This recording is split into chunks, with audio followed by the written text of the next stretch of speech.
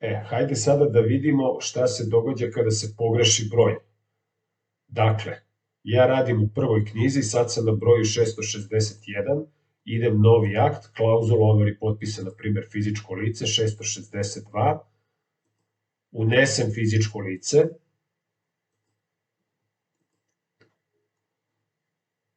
otvorim editor, znači sad sam već zauzeo broj i sada šta god da pritisnem, i ako pritisnem sačuvaj predmet i ako pritisnem odustani, ja sam ovaj broj zauzeo.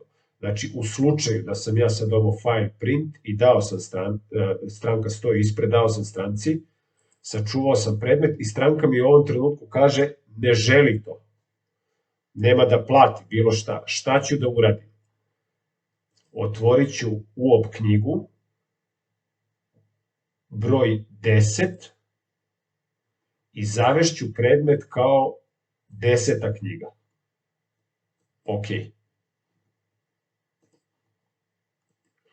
Kada idem na novi akt, znači došla je sledeća stranka, opet biram, na primjer, klauzulu overi potpisa fizičko lice, izaberem, prvo što ću da uradim je da se vratim u prvu knjigu i evo ga 662 koji je bio malo pre. Dakle, to može da se radi tako. Ok?